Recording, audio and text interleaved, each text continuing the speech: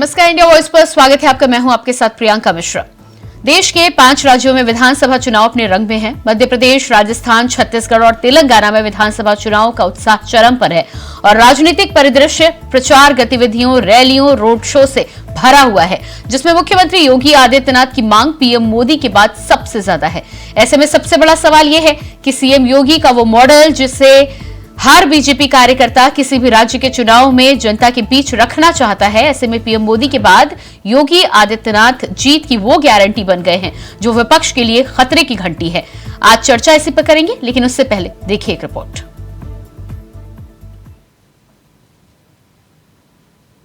कांग्रेस को तो 55-60 वर्षों तक मौका मिला था, लेकिन विकास उनके एजेंडे का हिस्सा नहीं था। गरीब कल्याण उनके एजेंडे का हिस्सा नहीं था। वनवासियों, गिरवासियों, हरिजनों, जनजाति समुदाय के का उत्थान हो, उनका कल्याण हो, वे भी सुख और समृद्धि के मार्ग पर आगे बढ़ सके, ये कांग्रेस के एजेंडे का हिस्सा नहीं था। कांग्रेस को जाति के नाम पर बांटती थी। सुना आपने, सीएम योगी के इसी अंदाज की वजह से चुनावों में हर प्रत्याशी इसी इंतजार में रहता है कि योगी जी उसकी सीट पर आकर प्रचार कर दें। देश के 5 राज्यों में विधानसभा चुनाव चल रहे हैं। मध्य प्रदेश, राजस्थान, छत्तीसगढ़ और तेलंगाना में विधानसभा चुनावों का उत्साह चरम पर है और राजनीतिक मैदान रैलियों और रोड शो से पटा है, जिसमें मुख्यमंत्री योगी आदित्यनाथ की मांग सबसे ज्यादा है। मोदी के बाद दूसरे नंबर पर हैं योगी। बीजेपी सूत्रों की माने तो चुनावी गतिविधियों में योगी आदित्यनाथ की भागीदारी की मांग प्रधानमंत्री नरेंद्र मोदी के बाद दूसरे नंबर पर है। मध्य प्रदेश, राजस्थान और छत्तीसगढ़ के चुनावों के लिए यूपी के सीएम योगी आदित्यनाथ ताबड़तोड़ रैलियां और रोड शो कर रहे हैं। योगी के रोड शो और रैलियों की डिमांड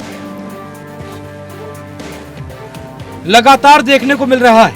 जैसे जैसे चुनाव गति पकड़ रहा है, योगी आदित्यनाथ डिमांड पर चुनावी अभियान में उतर रहे हैं। हर प्रत्याशी अपने अपने निर्वाचन क्षेत्र में मुख्यमंत्री योगी आदित्यनाथ की मौजूदगी चाहता है। हिंदुत्व के चेहरे के रूप में उभरे हैं योगी। लगभग हर जिले के उम्मीदवारों ने मुख्यमंत्री योगी आदित्यनाथ से उनके मतदाताओं को संबोधित करने की इच्छा जाहिर की है और बीजेपी उस इच्छा को पूरा भी कर रही है। बीजेपी के भीतर हिंदुत्व की मजबूत वकालत के लिए जाने जाने वाले योगी आदित्यनाथ को एक महत्वपूर्ण भीड़ खींचने वाले व्यक्ति के रूप में देखा जाता है। कई चुनावी राज्यों से आई है योगी की डिमांड। राजस्थान में भी बीजेपी के वरिष्ठ नेता अपने अपने क्षेत्रों में प्रचार कार्यक्रमों में योगी की भागीदारी की मांग कर रहे हैं। मध्य प्रदेश में भी कुछ ऐसा ही हाल है। आप आइए देखिए, मोदी जी के आने के बाद काशी में काशी विश्वनाथ धाम बन चुका है। पहले 5 लोग एक साथ बाबा का दर्शन करने नहीं जा पाते थे। आज भाइयों बहनों 50,000 लोग भी एकजुट होकर के चले जाए तब भी जगह की कमी नहीं होगी। ये परिवर्तन है। केदारपुरी कांग्रेस के समय पूरी तरह तबाह हो गई थी, प्राकृतिक आपदा की चपेट में आ गई थी। आज भगवान केदारनाथ का दर्शन करने के लिए उत्तराखंड में आप जाएंगे, केदारपुरी का पुनरुद्धार का काम प्रधानमंत्री मोदी जी ने वहां करवा दिया। क्या ये काम कांग्रेस कर पाती? क्या कांग्रेस सुरक्षा दे पाती? क्या कांग्रेस राम मंदिर का निर्माण कर पाती? क्या कांग्रेस बाबा विश्वनाथ धाम का निर्माण कर पाती? और क्या कांग्रेस भाइयों बहनों महाकाल के महालोक की अनुभूति कांग्रेस करा पाती? क्या जब कांग्रेस न गरीबों का कल्याण कर सकती है, न विकास का कार्य ही ला सकती है, न आपकी आस्था का सम्मान ही कर सकती है, तो फिर कांग्रेस जैसे बोझ को ढोने का मतलब ही क्या है? कोई मतलब है क्या? और इसलिए गलती कतई मत करना। एक नए भारत का दर्शन हम कर रहे हैं मोदी जी के नेतृत्व में, और केंद्र की योजनाओं को और राज्य के साथ जोड़ करके उसका लाभ मध्य प्रदेश के प्रत्येक नागरिक को मिल सके, यह कार्य श्री शिवराज सिंह चौहान जी के नेतृत्व में भारतीय जनता पार्टी ने प्रभावी ढंग से मध्य प्रदेश के अंदर करके दिखा दिया। भाइयों बहनों, कार्य करने का एक जज्बा होता है। आप याद करिए, कांग्रेस के समय यह मध्य प्रदेश बीमारू राज्य था, लेकिन आज विकसित हो चुका है। ये वेलफेयर स्टेट की परिकल्पना को साकार करना ही राम राज्य के उदाहरण है। एक और विकास की बड़ी बड़ी परियोजनाएं, गरीब कल्याणकारी योजनाएं प्रभावी ढंग से बिना भेदभाव के हर तबके के लिए पहुंचाने का कार्य हो रहा है। दूसरी ओर सुरक्षा का एक बेहतर वातावरण। कांग्रेस के समय में पर्व और त्योहार नहीं मना पाते थे, कर्फ्यू लग जाता था। कोई होली दीपावली कुछ भी आई, पता लगा कर्फ्यू। छत्तीसगढ़ में सीएम योगी आदित्यनाथ ने ताबड़तोड़ रैलियां और रोड शो किए हैं। इससे ये साफ है कि मुख्यमंत्री योगी की मौजूदगी की डिमांड लगातार बढ़ती जा रही है। Bureau report, India voice. तो मुख्यमंत्री योगी की डिमांड पर आज होगी चर्चा, लेकिन उससे पहले रुकते एक छोटे से ब्रेक के लिए, फौरन वापस लौटते हैं।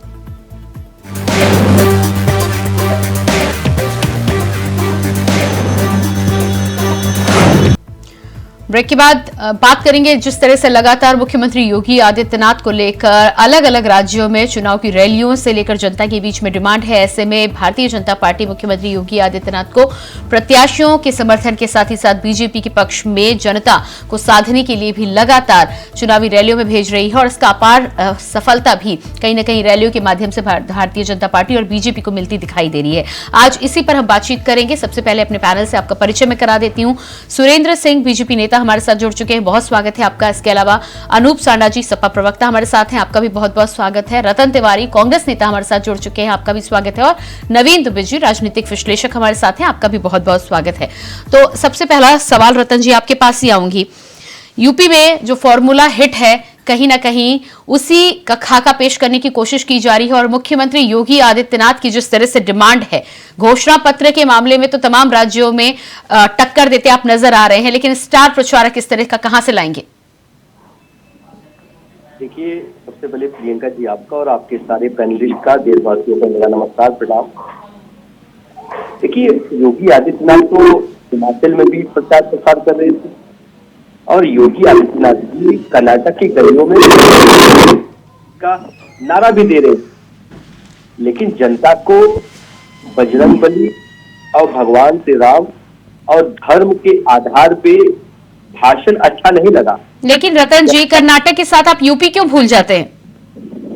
मैं वही तो कह रहा हूँ, उत्तर प्रदेश की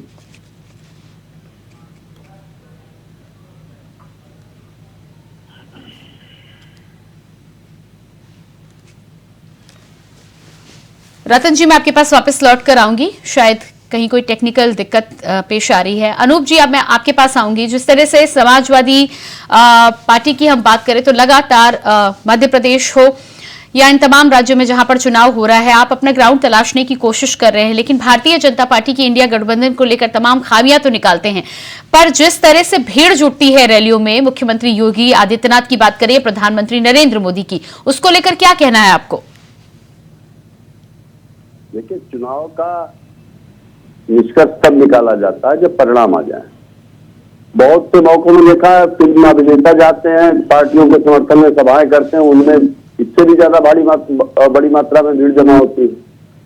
प्रश्न इस बात का है कि जो नेता स्टार प्रचारक के तौर पे जा रहे हैं, उनको सुनने के बाद जनता का मन क्या बनता है और जनता अंतिम परिणाम क्या देती है।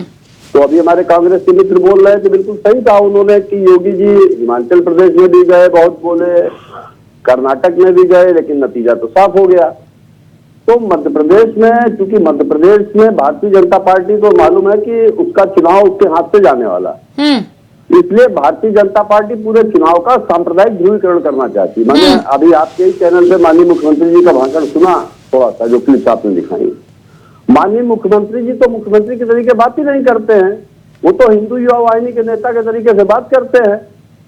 विकास का मुद्दा, महंगाई का मुद्दा, प्रदेश के लोगों की, दलितों की, आदिवासियों को सुरक्षा देने का मुद्दा, उन मुद्दों पे वो जाते नहीं हैं। वो धार्मिक मुद्दों को ही गिनाना चाहते हैं। हम ये सवाल करना चाहते हैं कि भले ही आप ये कहते हैं कि हम एक सनातन विचारधारा को पुष्ट करने के लिए राजनीति कर रहे हैं, बहुत अच्छी बात है, हम आपका स्वागत करते हैं, लेकिन क्या देश की जनता को रोटी नहीं चाहिए? क्या आदिवासियों को सम्मान नहीं चाहिए? क्या दलितों को सम्मान नहीं चाहिए? ठीक है अनूप जी, मुख्यमंत्री जी, अनूप जी, ये तमाम जो मांगे आप कर रहे हैं, ये मांगे अनूप जी, ये तमाम जो मांगे आप कर रहे हैं, ये मांगे बिल्कुल जायज हैं और चुनाव में मुद्दा होना भी चाहिए। लेकिन भारतीय जनता पार्टी तो इस बात को खुलकर मानती है कि कहीं ना कहीं जिस तरह से राम मंदिर की वो बात करते नजर आते हैं, जिस तरह से मुख्यमंत्री योगी आदित्यनाथ खुद तमाम मंचों से इस बात को लेकर कटाक्ष करते नजर आते हैं कि राम मंदिर हो या केदारनाथ, भारतीय जनता पार्टी की सरकार के अलावा नहीं हो सकता था। ऐसे में यदि उनके मुद्दे की बात करें, यदि उनके लक्ष्य की बात करें, तो उन्होंने तो अपना मुद्दा पकड़ के रखा है। आपको नहीं लगता कि कहीं ना कहीं आप जो तमाम मुद्दों की बात करते हैं उसमें आपको और मुखरता से और मजबूती के साथ आना चाहिए कि जनता आपकी रैलियों में भी इसी तरह से जुटे और आपके मुद्दों की भी इसी तरह से चर्चा हो? देखिए, हम अपने मुद्दों को पूरी मजबूती से पकड़े हुए हैं। हम तो चाहते हैं, हम तो ये बात हमारे नेता माननीय अखिलेश यादव लगातार कहते हैं कि देश की राजनीति में बात होनी चाहिए महंगाई की, बेरोजगारी की, देश के विकास की, देश में जो सांप्रदायिक उन्माद पैदा किया जा रहा है वो कैसे दूर होगा, इसकी बात होनी चाहिए। लेकिन ये भी उनके संगठन की सफलता हुई ना कि वो धर्म को हावी कर देते हैं। नहीं, मैं आपकी बात सुन रही हूं। बात अगर पूरी नहीं सुनेंगी तो फिर मैं कैसे अपनी बात स्पष्ट करूंगा? लेकिन दुर्भाग्य है कि भारतीय जनता पार्टी प्रभु श्री राम के सहारे अपनी चुनावी वैतरणी पार करना चाहती है। चलिए, प्रभु श्री राम की कृपा हो जाए, आप वो भी प्रयास कर लीजिए, इससे कोई हमको ऐतराज नहीं। लेकिन अगर आप वास्तव में राम भक्त हैं तो प्रभु श्री राम ने तो वो तो प्रजावत्सल थे, भक्त वत्सल थे। आप क्या कर रहे हैं? मध्य प्रदेश में क्या हुआ आपको मालूम हुआ? पिछले दिनों आपके ही चैनल पे मैंने देखा था कि एक आदिवासी युवक के ऊपर कोई लघुशंका करके जाता है। तो जिस प्रदेश में कानून व्यवस्था की ये हालत हो, वहां माननीय मुख्यमंत्री उत्तर प्रदेश जाएं। और मुझे तो एक बात और भी मैं बड़ा कहना चाहता हूं, मुझे बड़ा ताज्जुब होता है कि क्या वजह है कि भारतीय जनता पार्टी के तो सैकड़ों स्टार पर, दर्जनों स्टार प्रचारक होंगे। कहीं ऐसा तो नहीं कि भाजपा के अंदर कोई सत्ता का खेल चल रहा है कि माननीय योगी जी को अपना इतना प्रमोशन कराने की जरूरत पड़ रही है कि वो कहीं जा रहे हैं तो उसका इस तरीके से प्रमोशन हो रहा है कि योगी जी पूरे देश में लोकप्रिय हो गए हैं। वो ठीक है। उत्तर प्रदेश के मुख्यमंत्री। अच्छा, और एक तीसरा सवाल मैं करना चाहता हूँ। आपने अभी कुछ देर पहले कहा था कि मुख्यमंत्री जी बराबर ये बात कह रहे हैं कि हमने प्रभु श्री राम का मंदिर बनवाया, ये करवाया।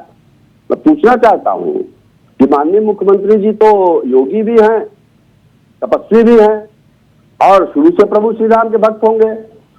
जब भारतीय जनता पार्टी विश्व हिंदू परिषद तमाम जो आंदोलन चल रहा था राम जन्मभूमि का, तो उसमें योगी आदित्यनाथ जी का चेहरा कभी उन आंदोलनों के दौरान कभी समाचार पत्रों में किसी साथी ने पढ़ा था क्या? उनका नाम कभी पढ़ा था क्या?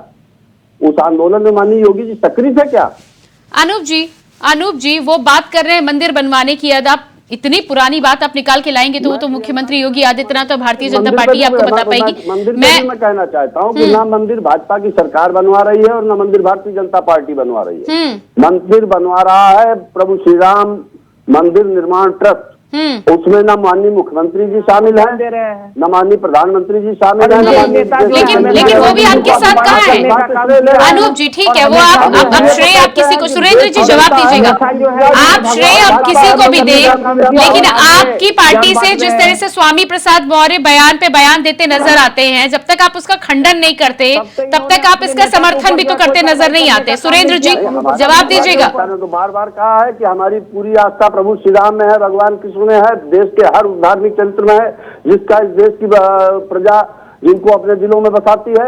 हमारे नेता माननीय अखिलेश यादव जी ने बार बार माननीय अखिलेश यादव ने कम से कम 10 बयान आ चुके हैं स्वामी प्रसाद मौर्य के, एक बार भी खंडन करके ये कहा है कि वो हिंदुओं की भावनाओं का कद्र करते हैं। दिवाली पर माँ लक्ष्मी को लेकर भी बयान आया है। जी अनूप जी, एक सवाल मेरा भाजपा सनातन मैं आती हूँ आपके पास अनूप जी। अनूप जी मैंने बहुत समय दे दिया आपको। अनूप जी बहुत समय मैंने दे दिया, मैं सुरेंद्र जी के पास पहले जाऊंगी। जी सुरेंद्र जी।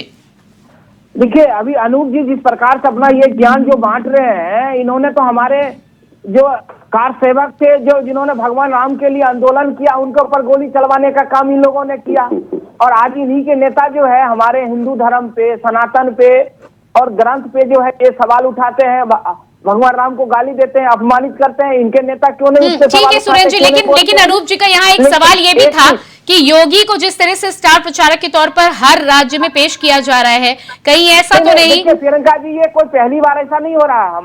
हमारे दल के अंदर 20 करोड़ से ज्यादा नेता है, कार्यकर्ता है, जिनको जहां जरूरत पड़ रहा है वहां भेजने का काम किया जा रहा है।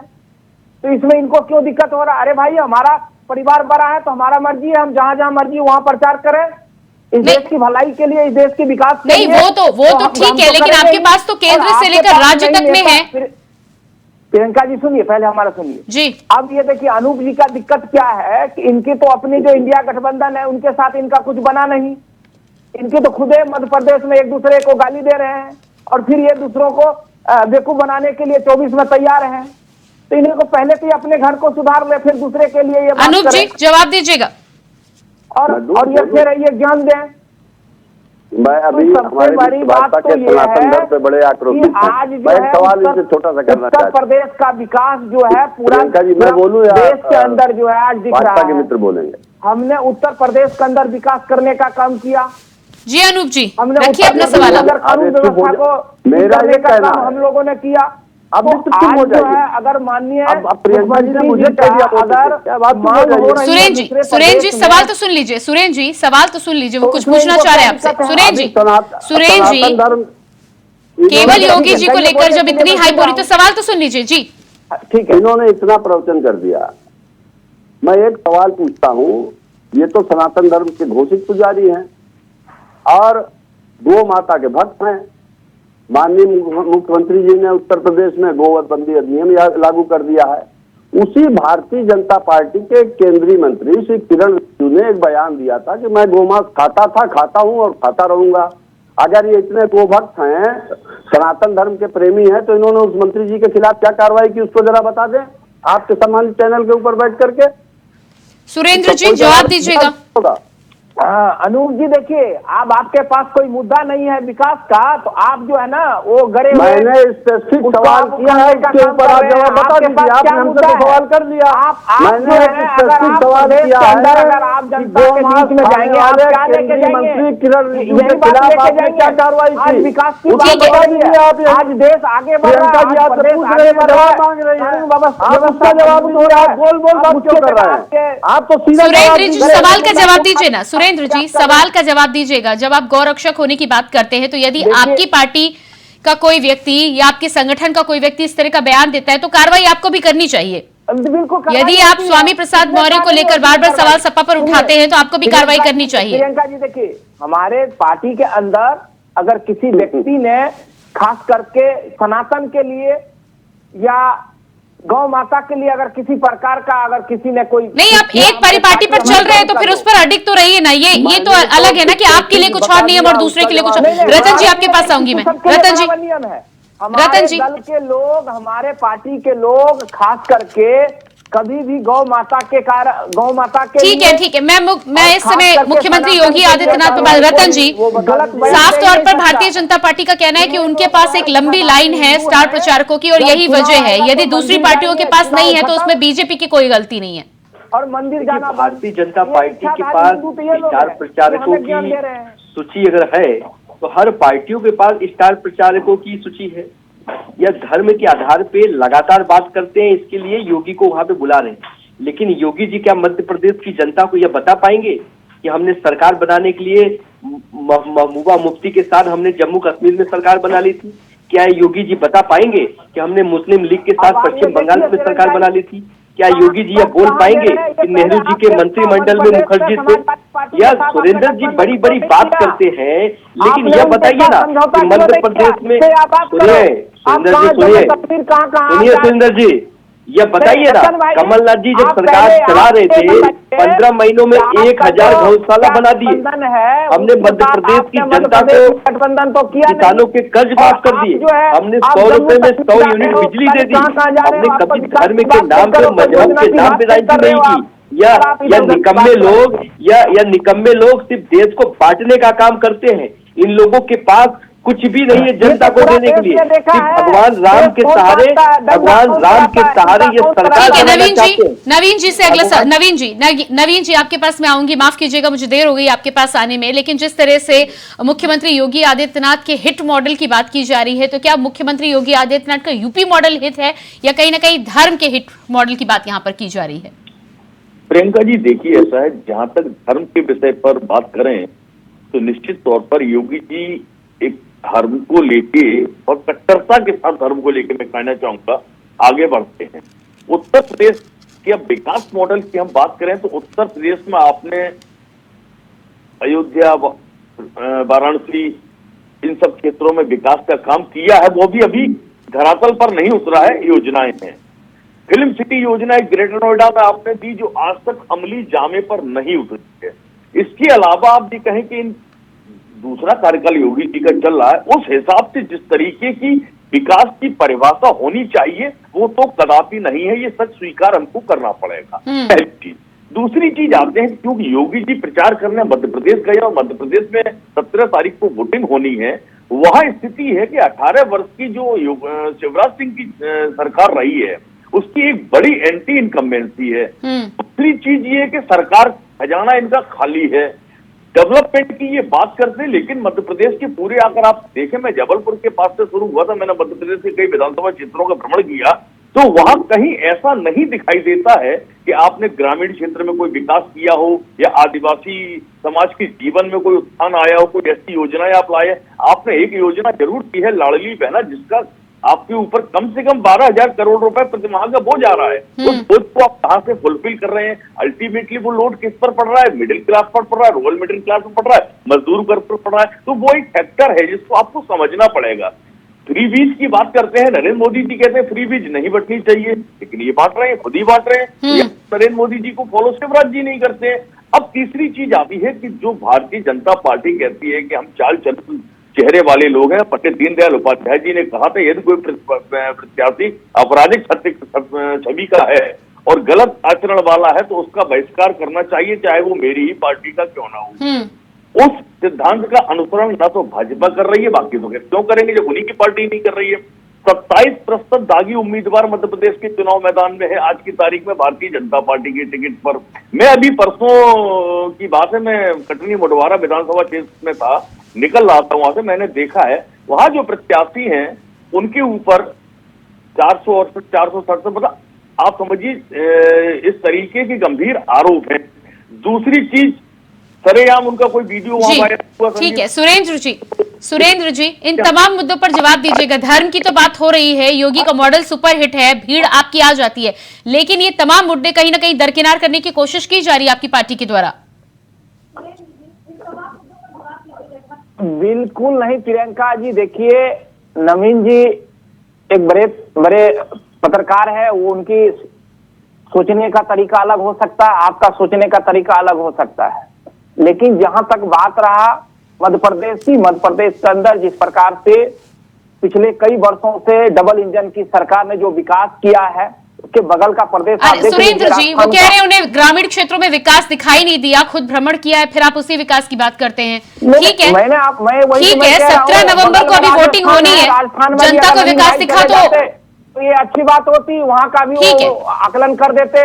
सुरेंद्र जी समय मेरे पास नहीं है, मैं बहुत बहुत धन्यवाद आपका देना चाहूंगी। रतन जी बहुत धन्यवाद, अनूप जी आपका बहुत बहुत धन्यवाद और नवीन जी आपका भी बहुत बहुत धन्यवाद। तो जिस तरह से एक तरफ मध्य प्रदेश के साथ ही साथ तमाम राज्यों में, राजस्थान से लेकर छत्तीसगढ़ में चुनाव होने हैं, एक तरफ विकास की बात की जा रही है तो दूसरी तरफ धर्म की राजनीति के साथ ही साथ मुख्यमंत्री योगी आदित्यनाथ की छवि को लेकर, उनकी डिमांड को लेकर जिस तरह से जनता के बीच में उत्साह बना हुआ है। अब देखना यह होगा कि जितनी भीड़ रैलियों में जमती है, जितनी सफलता कार्यक्रम में मिलती है, क्या वो वोट प्रतिशत में तब्दील हो पाएगा या नहीं हो पाएगा, ये 3 दिसंबर की तारीख बताएगी। फिलहाल हमारे इस खास कार्यक्रम में इतना ही, लेकिन खबरों के लिए आप बने रहिए इंडिया वॉइस के साथ। मुझे दीजिए इजाजत, नमस्कार।